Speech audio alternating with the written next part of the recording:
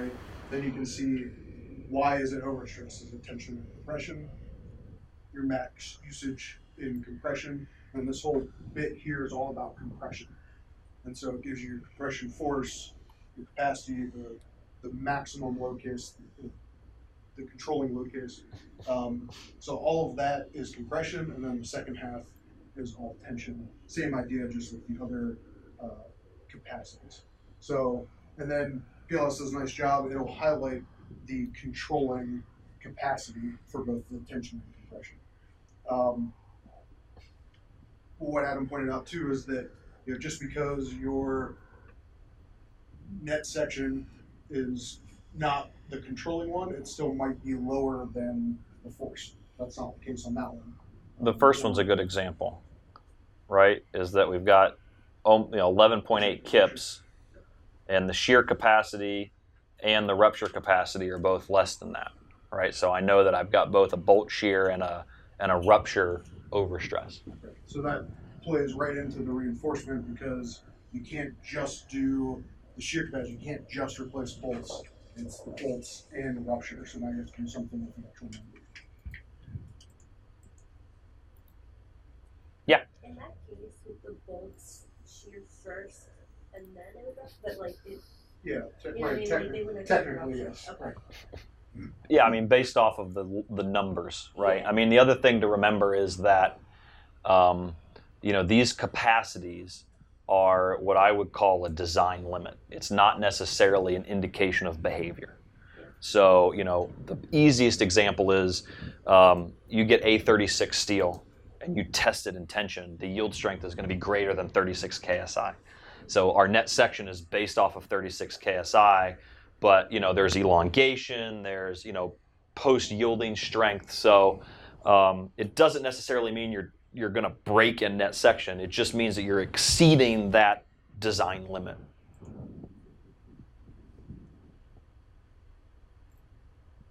Yeah.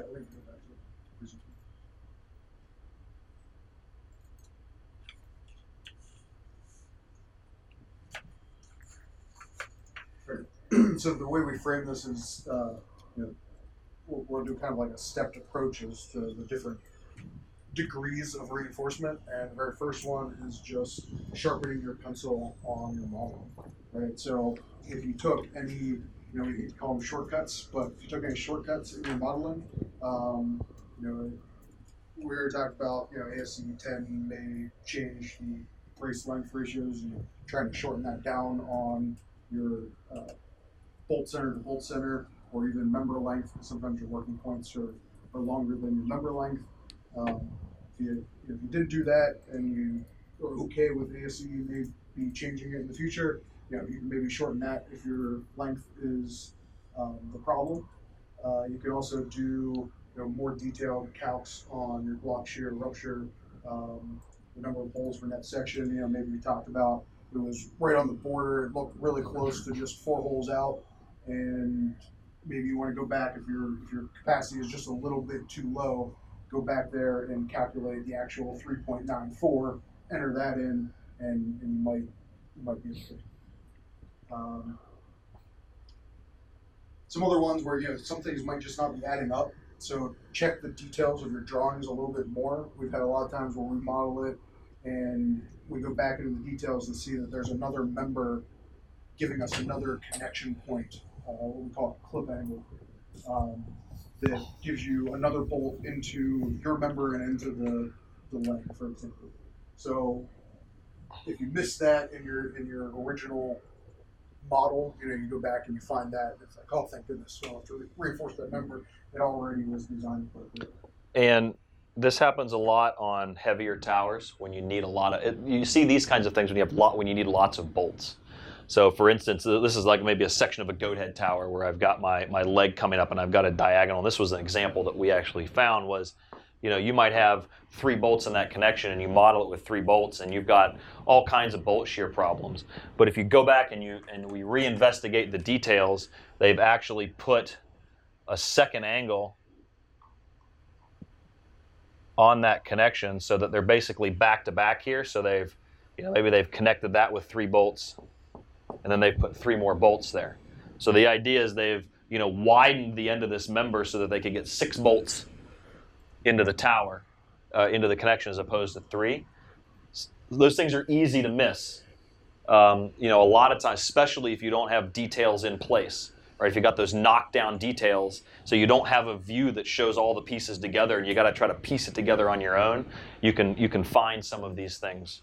Is there a way to model that, or you just assume it's So the easiest, the idea is what you do is you assume that essentially this clip angle is part of the leg.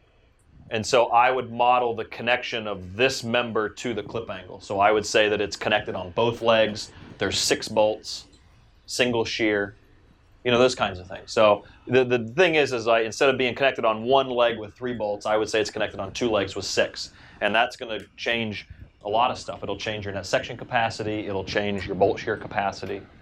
And we use that as a reinforcement design. Right, that's good to. Critically review eccentricity and shrink code. Sometimes you might just try to do it quick and throw in your 3s. Your 3/4s.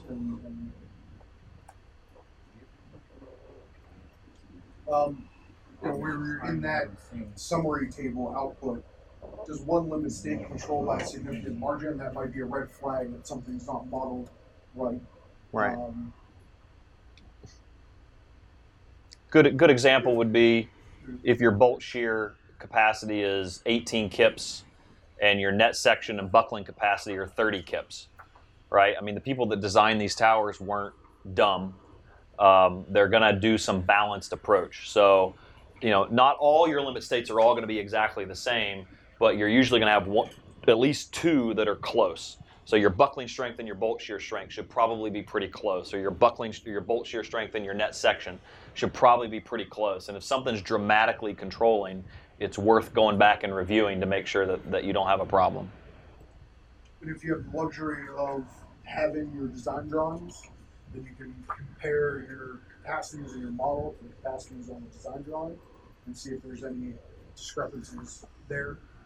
Maybe you got a tension only member in there instead of the crossing diagonal truss.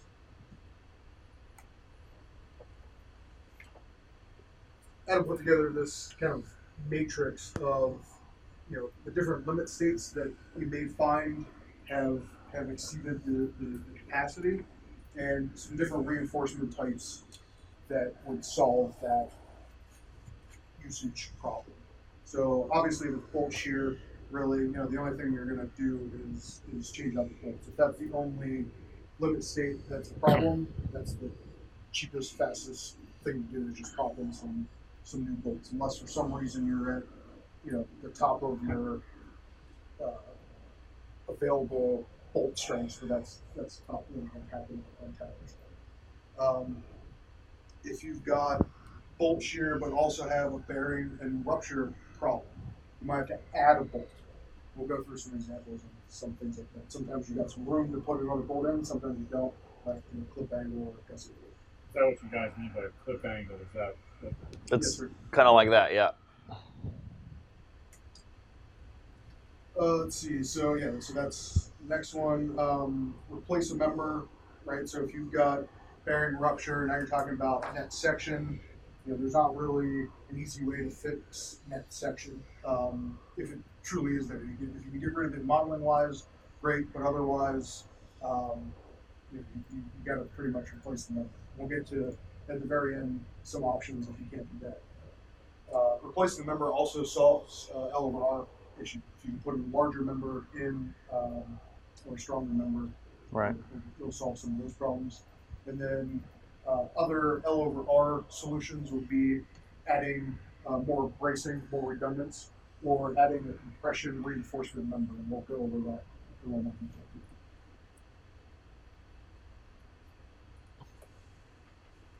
So other than sharpening your pencil, and the fact about the second easiest reinforcement is just popping in new bolts. So we analyzed this tower. And we're looking at the splice down here. We did a number of so. Oh, these were before. No, those are other reinforcements that we'll talk about later. But for the bolt replacement, we're talking about the splice. Right. So the splice in the main leg there. We just ran the analysis. The only overstressed capacity was bolt shear, and so it's just simple throwing in new bolts. Now, some things that you want to take into consideration, although it's a pretty simple fix, is your bolt length and some instructions on how to swap out the bolts. You don't want them to just take every bolt out of the connection, throw all new bolts in. You want to do them one at a time. And then we've run into a lot of issues with finding the correct bolt length. I think you have some slides later. At the very end, I give them bolt length grip, stuff. which is all the members that you're trying to bolt together and your bolt length, what type of bolt you have, the size of the nut, if you've got washers, lock washers, power nuts, and whatever you're going to try to put on there, you're going to include all those things. And then, do you guys have any like European towers on your system? I don't remember seeing them. I know, no. If you ever run into that, we've had some issues with the metric versus imperial units, and so it may have been designed using the metric system, but the steel was actually purchased in the U.S., so they try to find the most relatable size, and then but we're doing our design based off of the drawings, which are in metric, so we have bolts that won't fit on the tower. So just some cautionary tales.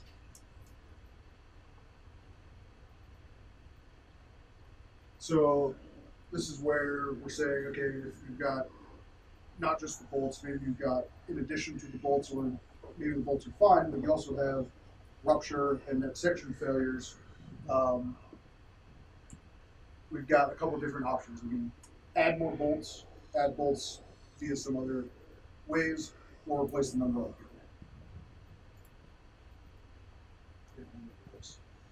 So an example, these are, we try to outline the things that we said, try to answer these questions, right? So we found a load case that's controlling the usage. Jeez, this thing is killing me. You need to stick that in the corner. Oh my gosh. You got a corner right over there. I know, I'm going to do it. We try to figure out, we try to compare it to the original design roads, couldn't do that. We think the reason why there's a failure is due to a load path that wasn't accounted for in the original design. And so with our rupture, with single bolt, our solution was to add a bolt. Now if you go to the next slide, I think we've got the detail of that. So it just so happened that there was one bolt here, and there was enough room on the leg to add another bolt. That's pretty rare, but we lucked out and was able to just throw in that bolt. And something I don't think is in these slides, but is really critical in being able to design reinforcements, is you have to make sure that you've got the capability with your drafting group or whoever to redraw the geometry of the area of the tower that you're looking at. Typically the drawings will have enough information to do that. And again, if it's detailed in place, it's a lot easier to do that. But those drawings are not to scale. And it is critical, no matter what you're doing, to be able to go into CAD and take those existing drawings and replicate the steel to scale so that you can see all of these spacings and clearances and do you have a room for a hole. Like if you can't do that, then anything other than just member replacements is probably going to be cross your fingers and hope that it works and you can fit. Member replacements are pretty easy, but everything else is really, the step one is you need to draw it to scale, at least like the face that you're looking at or those kinds of things.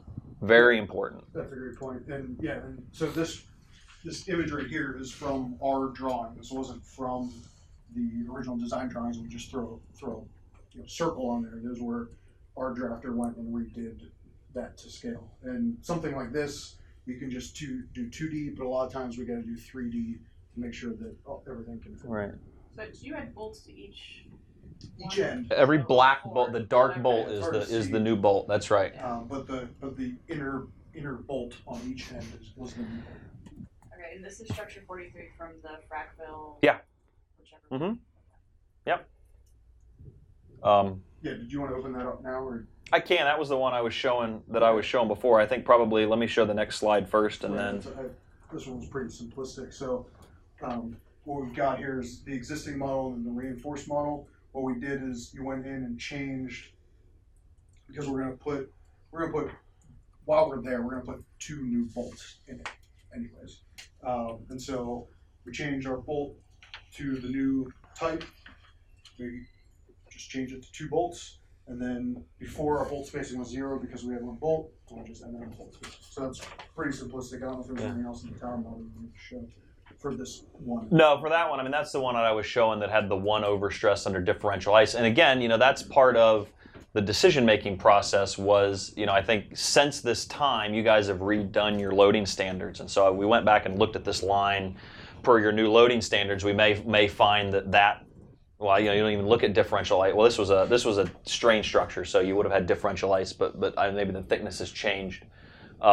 So part of the decision is, are you going to be out there anyway? How hard is it to get to this structure? I mean, some of that stuff can come into play if you're not dealing with like a legislated load case.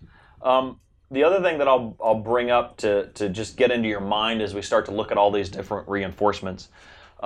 Probably the most important thing when you're designing reinforcements is to think about constructability.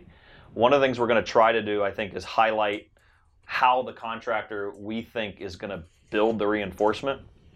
For this case, likely what they're going to do is most of them have the capability to drill new holes. They have punches that they can punch.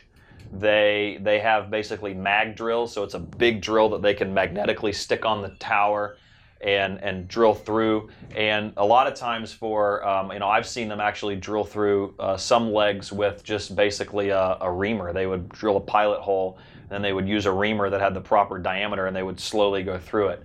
In this case, my interpretation of what they would probably do is they would just leave the existing bolt in place, mark the new hole, and try to drill through everything together in order to make that connection. But a lot of you got to kind of think about how they're going to do it in order to make sure that your reinforcement works. Can I step back a second? I was multitasking when you were talking. Yeah. When you're talking about the drafting stuff, yeah. Did you say, is there a way to take some of the geometry from PLS to an AutoCAD thing or not? No, like I mean 3D type of thing or even 2D? I would not recommend it because your stick model is based off of like what they call working points, and so in PLS, this member and this member are all going to meet at a common joint somewhere. Yeah, okay. And so generally what you'll find when you look at layout details is they'll give you all the dimensions of like the working point. So you can lay out like a grid that has a working point and a working point, and then you can look at the piece details and you can kind of overlay them with the proper dimensions. It's not a simple task. I mean, it can be somewhat complicated. Yeah, so drawing all that was all basically redrawn by hand by just using the drawing details. That's right. That's right. There's And no easy way about that. one of the things that I know is like there's the Tower Drafting Services is a company that we work with here out of Pittsburgh, and they do a lot of new tower designs. If people are designing new towers, and one of the things that he includes or sells to the client is what he calls layouts. And so basically, he's including these drawings of all the faces of the tower in the entire tower. The entire tower. We're gonna just do what we need. Right. But he's gone to probably dozens of utilities and basically redrew all of their tower drawings in AutoCAD. Mm-hmm. And he does. We talked about the in-place details and the knockdown details. He does both. Mm-hmm. Kind of like with a click of a button, he can just boom get them both right out of his system. So it's helpful for what we do. Our guys are just doing So this. as I was going to say, are you guys utilizing them for your drawings of reinforcements? Not typically for reinforcements like this, but like on some of the grillage designs that Adam's been working on, where it's a whole new thing. It's so much more efficient for them to just do it. Right. Okay. But if it's just something like this, it's kind of not worth their time to set it to. And what I've found is if you're able to look at the reinforcement on a two-dimensional perspective, like here, all I needed to worry about was, how this steel existed in that plane. I'm not really worried about anything out of plane. There's no bends that I'm worried about, anything like that. Yeah. Then it's a manageable task to take the existing drawings and redraw exactly what you see here properly to scale.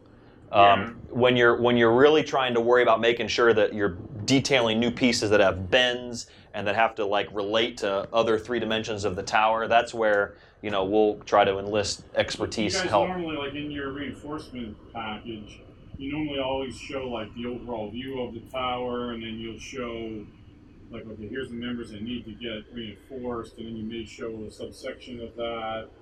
So even that, now, is that coming out of PLS? That comes out of PLS. Okay, so that you're exporting. That's a schematic. Yeah. So you can export a DXF right out of tower. Okay, so that you're not drawing by hand. No. So then you're just drawing those sections by hand to show the detail reinforcements. That's right. And then the reinforcements themselves. You got to, if there's pieces that need to be detailed. Yeah, those you're doing internally. Okay. Right. But yeah, and it's critical to get this initial geometry right, because if things don't fit in the field, it can be really a problem if you take something out of the tower before you realize whether the new piece fits or not. And we'll talk about a little bit that too. Okay. I'm just jotting down thoughts here. Yeah, no, it's as you've talked involved. About, that's kind of important stuff that kind of wasn't obvious. Okay, sorry. No, you're good. So this is almost the same case. We still have rupture, so we need to add another bolt. But in this case, we don't have room to just add in another bolt, which is more typical of the case. Add to the next slide. So this is where we added the clip angle. I think you have a bigger picture in this. So exactly what Adam drew over there, except we're just dealing with one bolt. We needed to add one more, so we added this clip angle. One bolt goes in the leg, and the other one is connecting the existing member to our new clip angle. right. They'll use this new clip angle as a template to drill the new hole. Something like this, you can probably shop fabricate both holes in that clip angle.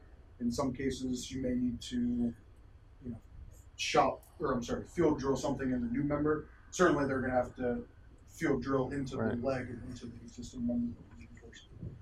Another thing we want to point out is whenever you're showing the constructability of this, is we want to provide some idea as to where these holes are going, right? Because otherwise, they're just going to put that member up there wherever it lands and mark the hole and drill it. So if you give them a dimension off of something that is already there, then they know where to start. Right. And an example of interference is, when you draw this, we've got this existing horizontal member that's coming across, and we kind of need to know where that member is on the inside of this leg, because we're going to put a clip angle on the inside of the leg. And so, if you don't consider that, potentially you might have needed to basically clip the edge of this in your details. Yeah, you got to clip the clip angle. In this case, we didn't have to do it. You can see that it's really close, and honestly, we probably, when I look at this now, maybe we should have, but there's enough room here that they're going to be able to fit this thing up in the field and get it into place. It looks like it should have been longer to get a little more overlap too for that hole. Right. Well, yeah. So there's definitely, yeah, exactly right. So there's different detailing type of considerations for sure. So in providing those details, would you also provide the connection to the piece that's there, like a side view to show where the bolt would go between them? If you back up a slide, do you have that? No, I don't. Well, you do. You give a note maybe up there. Well, I think a lot of times we do show, it's just not on this right. Like I screenshot. understand we give a note. I'm just asking if we needed to. Yeah. Oh yeah, for sure. Yeah, absolutely. And oftentimes we do. I don't see any, cut sections in there. So maybe we didn't on this one, but I know we do on. Right, and then for instance, we're indicated in this drawing that there's 2 bolts that need to go in here. So 2 1 3/4 inch diameter bolts. in this case, I would agree. There maybe should have been something else showing that Right. bolt between those two here. Nope. Wrong way. Right, so what do we do in the model? Again, new bolts. Just added one bolt. Because we're adding a clip angle, though, we're now connected on both legs instead of just the one leg. And then bolt spacing still stays 0, even though we've got number of bolts of 2 because you're just connected on both legs. Right, and the other thing to remember is the columns for shear and tension path didn't even exist when we created the model. So I'm pulling these from the model as I opened it today. But so it'll pre-populate those as 0 in those cases. And one more thing, we didn't add an arrow to, but the eccentricity code changed because we're connected on both legs. Right. On the one end, in the middle, you're still, because that was across the level, right? Yeah. Again, same idea. This one we got rupture and bolt shear, but doesn't matter. We're going to change the bolts out anyways. So it's rupture. In this case, instead of using the clip angle, we decided to use a gusset plate. And what we're looking at is down here. So we're looking at basically a section view on top of your tower right here. Sorry. No, you're good. Yeah. If you just go to the next sheet. Oh. Open up. Oh, yeah, this one you may want to open up the model. So it's Okay, yeah. Load path issue. Oh, that's 59. I might already have it open. Do I have it open? So this is going back to, trying to come up with a reason as to why the member is overstressed. This one in particular, rupture in that member, why was it not accounted for in the first place? Yeah, and so, We can't see it. huh? Oh, well, that's pain. That's why I was just staring at you patiently.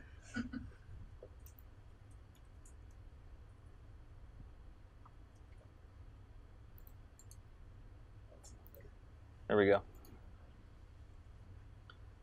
So when we looked at the drawings for this member here, this member it's an X brace, right? So I know that it's not a zero force member. But when you look at the drawings, this member was basically not designed. I mean, it was just laid in there as just like all of the redundant bracing members. I don't remember, was it 2 by 2 by 3/16 or something along those lines. So this thing wasn't designed for load. So the general idea was that you have this load coming up these hangers on the arm, and that they were just going to be carried completely across the bridge here. But in reality, when we have the 3D capabilities, right, is that when there's load kind of down the arm, it's going to stretch this entire joint, and it's going to stretch these members, and it's going to put tension load in those members, and that's a real thing. And so that's kind of where we felt like it wasn't accounted for properly. So, so that's an example one of they're kind of redundant members according to the design drawings. They were there was no capacity given to them, so you may consider them to be redundant, but you need them in the model just for triangulation, so they need to be in there. And when they're in there, you can see that they take more load than what they thought they would do, for sure. yeah. So I guess back to the slides.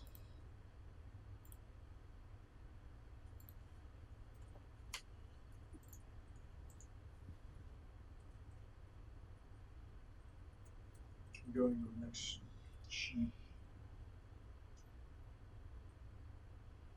This is exactly what Adam's talking about, is we're pulling here. So, some of that, a lot of the load is taken by the bridge and by the leg, but a lot of it is still taken by the X-brace.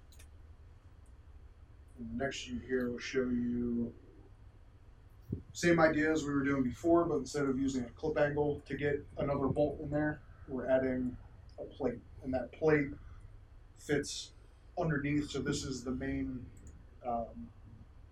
leg of the bridge, if you will. This is our diagonal. Plate is fitting underneath there, and then we need a washer out here Yeah, I was going to say the section is for this side. Oh, sure. Right. And so it's actually on top on one side and underneath on another. You're right. But either way, we need the washer there just as a fill washer to fit it all together. Basically added a gusset plate to add a little more, an extra bolt Add in an there, extra and bolt, then yeah, exactly. reinforce So originally it was just this bolt, right, holding that all together.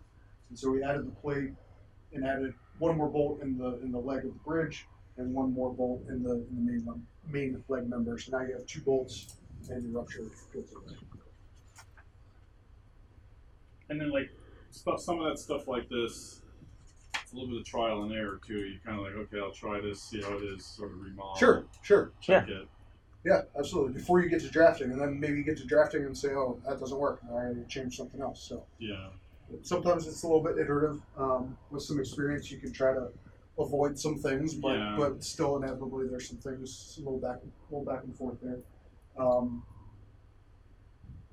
Going to the model piece there, so okay. Oh, I'm sorry.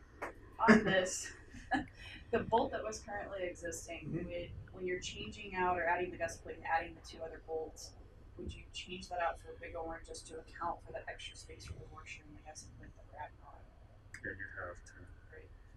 Yeah. Change it up. Yeah, to a bigger size to Yeah. account for Yeah, that. you have And Not necessarily a bigger size, but longer. Longer.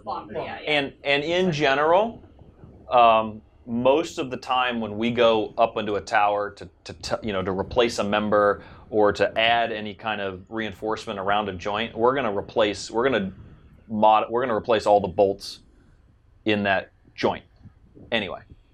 We're not, if we're going to be up there, it's really easy to take a bolt out and put a stronger bolt in. So we're going to do that. Yeah, but unlike the clip angle where we were just going to replace it since we're there, in this case we actually have to because you're right, the bolt isn't long enough. Yep. And then I guess back into what is the construction sequence? How are you going to get that bolt out and in, right? If you can identify that the nut is on the bottom, you may be able to say, well, I can put that plate on, drill my other, take the nut off, put the plate on, mark my other hole, drill it, get a bolt in there, get a bolt in the other hole, then pull my nut out, put in the longer nut, or bolt, put the nut back on, right? Maybe that's not the case, and now maybe you gotta check your analysis to see if, under a construction load case, if that tower can handle that member being up. That's what I was getting to with my question. It was Yes. the leading question. Yes. Yep. Get to that. Okay. And we have some examples of that and some other reinforcements, but absolutely one of the critical things if you're looking at doing these kinds of things is trying to identify whether or not you're going to have an entire member removed, you're going to have an entire connection disconnected, and looking at a construction level load scenario and analyzing the tower with those pieces removed. And or any other bracing changes that may occur because of that, to make sure that you're not endangering the crew out there by taking a critical member out. So how do you do that? We'll get to that. Well, I got some examples, yeah. All right. So this one here, again, new bolts. We got 2 bolts. Now we do have a spacing since they're in line 6 inches. Our eccentricity code did not change because we're not connected with things. Yeah. All right, so other than adding clip angles and just changing out bolts, now we're talking about full member replacement.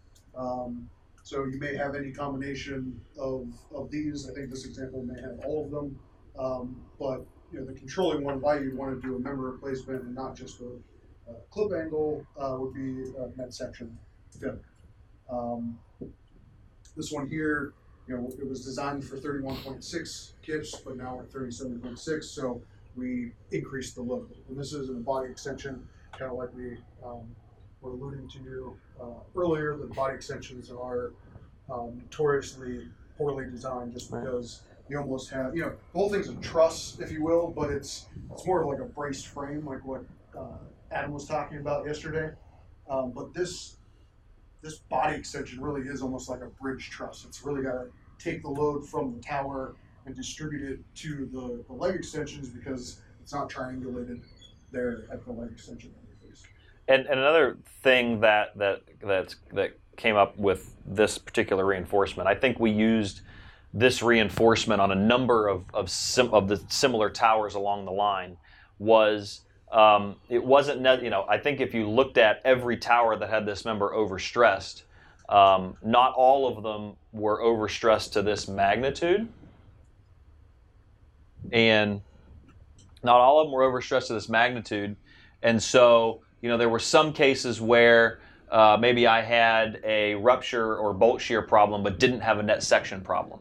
And so you have the following kind of decision to make, which is, I can design one reinforcement and just utilize that everywhere for consistency and simplicity, or we could have gone to different structures and tried to implement a different solution in different places. And so again, a lot of that's a constructability thing and a detailing thing. And so what we decided was, it's better to be consistent in this approach. So we would have used this at a number of structures, but maybe not all of them were at 124%. I think the tower that I brought up as an example earlier had this member overstressed, but it was 101%. But if you're going to be out there working on the top, then you can replace these members on the bottom, kind of thing. So we replace the member to get our capacity for the maximum of the family of structures we're reinforcing. We added, instead of having an unequal leg angle, 2.5 by 2, we went to equal leg 2.5 by 2.5, increase the thickness a little bit, 1/4 inch now. You go the detail sheet. Oh. What determines when you replace versus, say, like stitch on another back to back? I mean, for net section, in order, the net section problem is, especially this member is down here. Yeah, okay. So to add one back to back, you have to get that into the connection, and then that's okay. You really have to take the member out anyway. So it'd be more of a buckling thing than when you add another. Okay. Yep, exactly, and we'll get to that. So since we're increasing, let's see, it's already 2.5 that way. So all we're doing is adding it out of plane, so that wasn't a problem. But for example, if you were connected on the short leg and the long leg was out of plane, now you're gonna change so that your connected leg is wider, right? You're gonna make that, let's say it was a 2 instead of 2.5. Now you're gonna make it 2.5. Now you gotta check all your interference with all your other connections. Right. And a lot of times, if you're like doing a replacement like this, the easiest way to detail the new piece is essentially to take the existing details and just mimic them. And here there's a clip, right? So we've got a cut down here. So that's going to have to make its way onto the new piece detail. And if you miss it, you're going to potentially have an interference problem, and you're not going to be able to get the new piece in, right? So it's with reinforcements, it's all about the details. It's all about the details. Yep, but for the most part, detailing out a straight reinforcement is pretty simplistic as long as you have the detailed drawings. Yep. You're copying all those dimensions over. You may provide it in a slightly different format for whoever's going to shop fab it, but pretty much everything is shop fab, all the cuts, all your bolt holes. You're assuming that everything is going to fit right back in to where it was. The only caveat to that is if maybe instead of, we're talking about an analysis failure member, but if you've got a member that's actually failed in the field and you're replacing it, you may need to investigate how those connections have moved since that member has failed. So if it was a compression failure, the joints probably got a little bit closer together, and if it was a tension failure, they may have gotten a little bit farther apart, and you're not going to try to move that joint back to where it originally was and fit that member to it. So you're going to go out there and measure or field drill and cut the member. Right. Yeah, this was actually one I had an example set for construction. Oh, for construction. Yeah. So.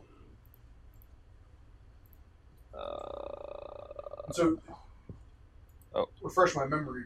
Do you guys have a construction load case or a everyday load case in your load agenda? You do have that? Okay, so perfect. That's exactly what you want to use for. Yeah, or everything is called like a rate load case, which is just 60 degrees. Right. Right. I would, yeah, you want something a little bit more than that because they're probably Some not gonna wind be or out there something. when there's no wind, right? You're gonna have some wind. When we talk And- about, we'll show some notes later about putting in there. You don't want to replace the member. Let's say I'm not sure what your wind load case is for construction. Let's say it's 20 miles per hour. You may want to put in the notes for the construction crew. Don't replace it if it's more than 15 miles per hour. Right? Give yourself a little bit of a buffer there. Plus, how are they going to calculate the wind speed? Are they just pulling up weather.com, or are they holding a anemometer out there to figure out the wind speed right there? Give them a buffer. I was thinking it was 15. I wanted to ask. I think it's For 15. construction load? Yeah. Isn't it that? I don't know. I don't remember.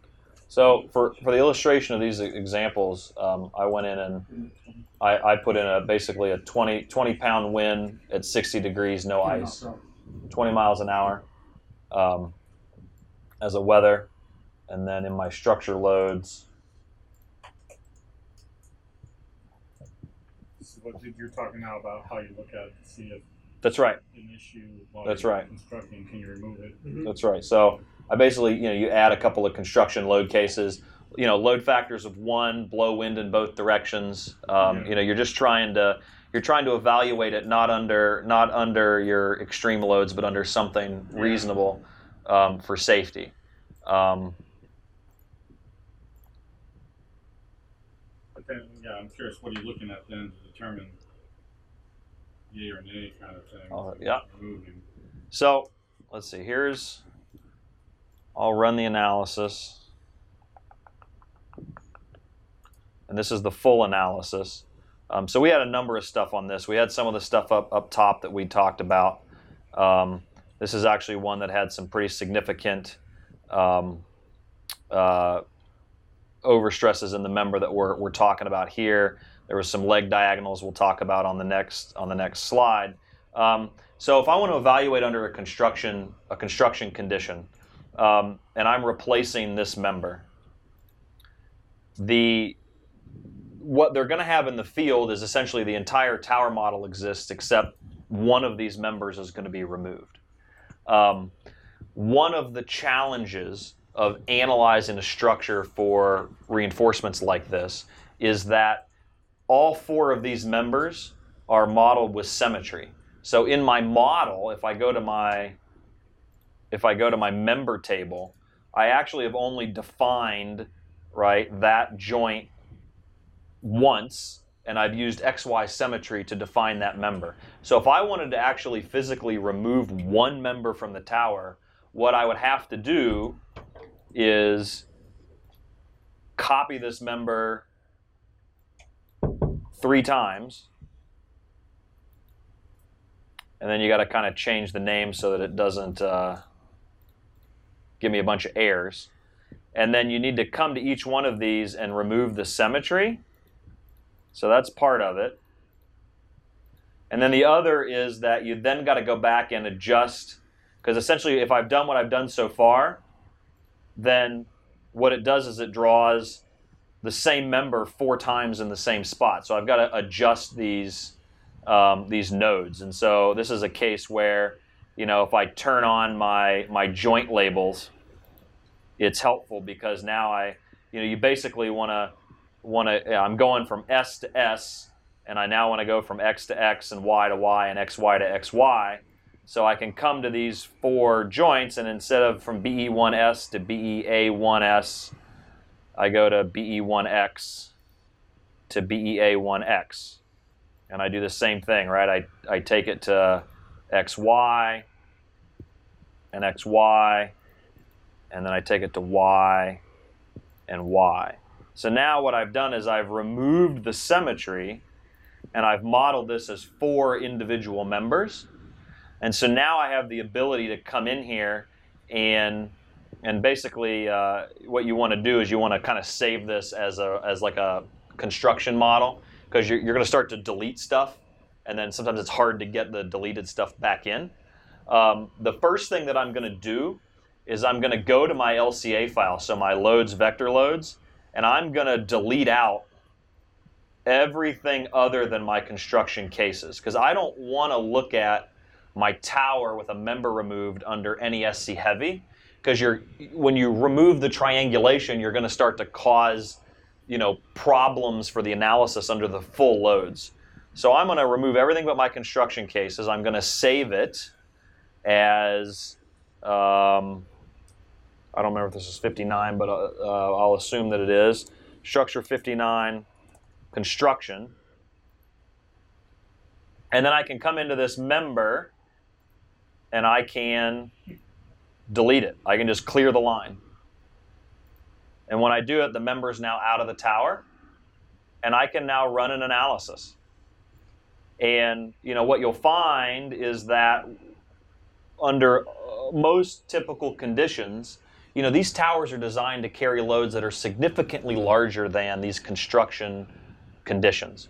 So removing a member like this and replacing it is something that's done quite frequently, and the tower's safe to do that. I'm running a nonlinear analysis, and so it actually is able to handle the changes in member loads due to the non-triangulation, right? If I were to run this under extreme loads, maybe I run into some problems in like a convergence or an analysis or nodes moving. But this is enough for me to kind of be understanding that I have adequate capacity in the members surrounding the member that I'm removing.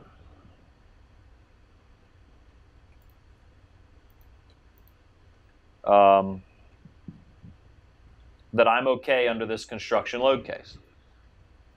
Another simplified option is, instead of removing the symmetry, you could just try deleting all 4 members, because that's a worse condition than what you're actually going to do in the field. If it is okay under that condition, then it's going to be okay under just removing 1. So a lot of times we try that first because you don't have to do the symmetry reduction. Sometimes that works, sometimes it doesn't, and you got to get a little bit more refined.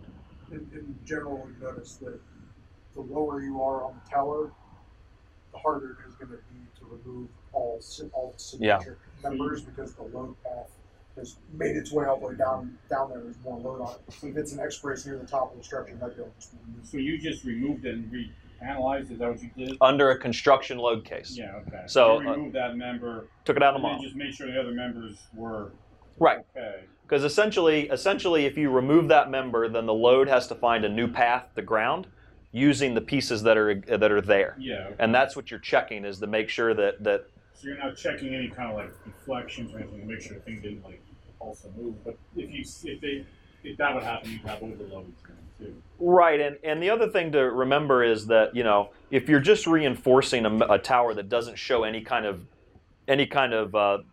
signs that everything's moved, it's just that you need to replace a member, you're going to find that a lot of times these pieces come out pretty easily.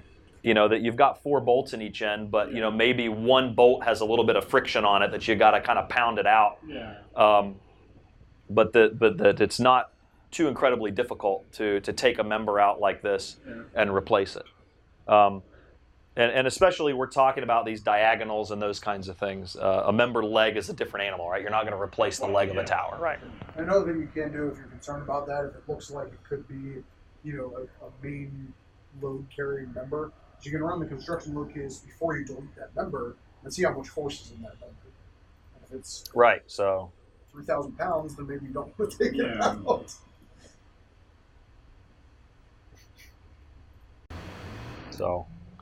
So we did that here, and so I look at I look at one side of the, a couple things. One is these are tension only members in this model, but so on one side I see very little load, and on the other side I actually see a little bit more significant load under the construction case. But again, that's a 20-mile-an-hour wind. So if I look at it under an everyday case without the wind, then potentially this is kind of a high-level estimate of what you're going to see out there. And the crews are usually pretty resourceful. I mean, they've got experience in trying to get these things in and out as well. Mm-hmm.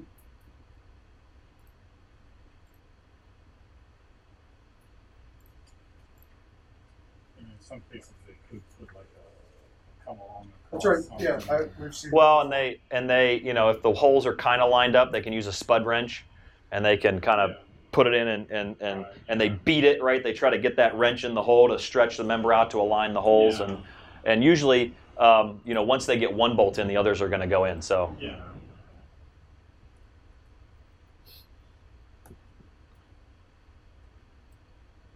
Right. So, explaining Joe, what you were asking about your all your bracing. So, very common to replace your leg extension diagonals. And when you do that, if you're going to take that member out, and you're actually going to replace it, all of this bracing that's connected to that member has to go away too. And remember, you didn't model all of those members separately in Tower. You just used your RLX Y and Z to do that. So you may be able to just go into the model. I think you probably an example, right? yeah, I got my example. Yeah. So you may be able to just remove that whole piece and get rid of all of the bracing on that leg. Depends on the load and depends on how long that leg extension is. That may be able to work. We've had a lot of cases recently where this leg extension piece is actually spliced together either 2 or 3 times, maybe even 4. I think in one case, very long leg extension. Wow. And so what you can do is just take out one of those sections at a time. You have to remove the bracing of that section that you removed. You can keep the bracing of the sections that you haven't removed if you can connect the 2 faces of the leg extension. Does that make sense? So, Adam talked yesterday about that could be a tension only member, but if they're tied face to face, maybe it isn't a tension only member. So even if there isn't those ties face to face across the leg, maybe you need to add one in temporarily or keep it in there permanently, whatever you choose, just for this specific construction test. So you'll be looking at like this section. You're talking about putting a piece in here that actually bolts, so the piece would sit right here, and it actually bolts to the redundant member, the bracing member, right? Or like I could even do that up here, right? I could add a piece here we call it back bracing, that braces back to the side that isn't being removed. So now when the leg tries to buckle this way, it's kind of triangulated such that this bracing member is tied to this member, which tied back, and so it is providing temporary bracing in that direction. And without that, all you'd have is a couple members hanging off of the leg as it goes to buckle. Yeah. Yeah, because once you disconnect it at the bottom, yeah, you're not really providing a lot of support. Right, exactly. So I go back to my model as an example. The one advantage to doing the leg extensions is that typically they're not done by symmetry, so you can skip that step. Right. You do have to deal with the bracing. So in this example, I've got this leg extension is overstressed. This one is, if I look at the joint, I think I don't know if it'll tell me or not, actually. I can display member lengths on overstressed members only. I don't want to do that. So this is basically probably it's a 35-foot leg extension here. So if I go back to hopefully that's one of the 2. So I see from my drawings that the 35-foot leg extension is 1, 2, 3, 4, 5. It's broken up into 6 pieces. So the leg is braced at 6 points. But if I keep this lower piece intact and I have a piece that goes across, I actually am able to brace all the way up to 2 of those. So I basically am unhooking 4 sections of the 6, or 2/3 of the length of the leg. So in my analysis, let me see which one it is again. So I'm looking at the long one, right? Come on. There we go. So it's on the back. Okay. So I'm looking at this leg here. So the first thing that I can do is I can actually come in here and I can remove this entire member. Okay. And I can also come to this leg and I can change the so it's braced at 6 points.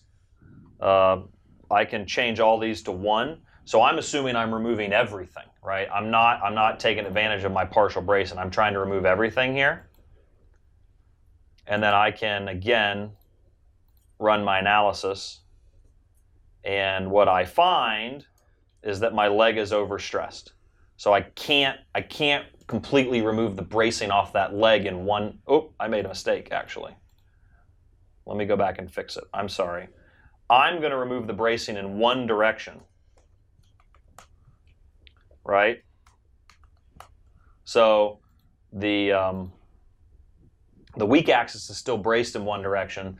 The y-axis is braced, but let's say the x-axis is unbraced. So that's the correct way to do it. I got ahead of myself. So if I come back and run it, I'm still finding that member is overstressed. And I can, show usage, for instance, under one of the construction load cases,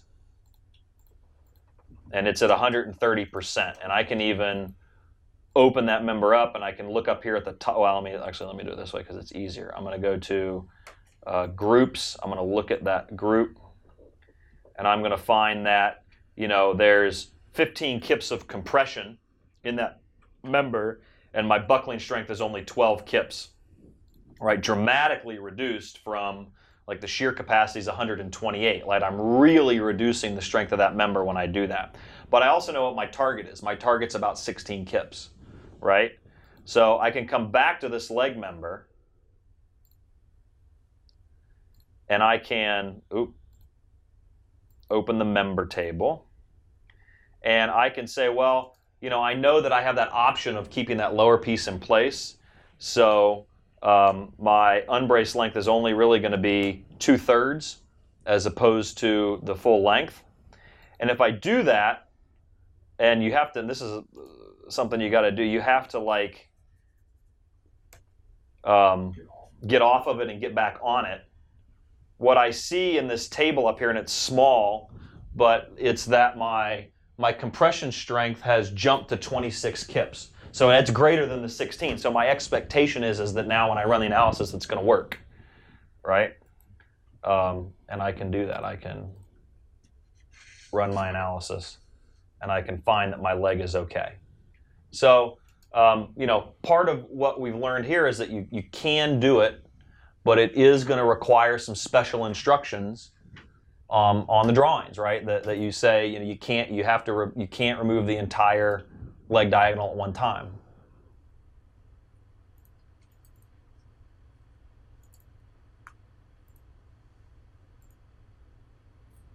This might be a good place for a break. Yeah, I need to get something to eat. I'm hungry. Yeah, we'll take a break. All right, so we'll continue on with some reinforcement options. So we covered our tension options. Now let's talk about compression. So we can increase the radius of gyration by replacing it with a bigger member, right? So it's similar to the net section solution that we just talked about. A lot of times compression members though are the bigger, beefier members. So only if it's a smaller member will replacement probably work. We can reduce the unbraced length by adding redundants. That's generally pretty easy. And then another option is, Joe, what you're talking about is adding another member to that member, effectively increasing the radius of gyration, but not actually getting those into the end connections. So it wouldn't be considered a double-angled member.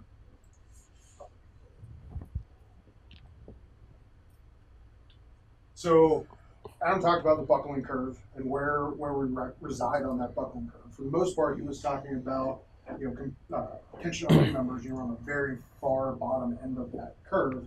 Now we're kind of talking about be careful if you're too far at the top end. Adding bracing isn't going to give you any more capacity.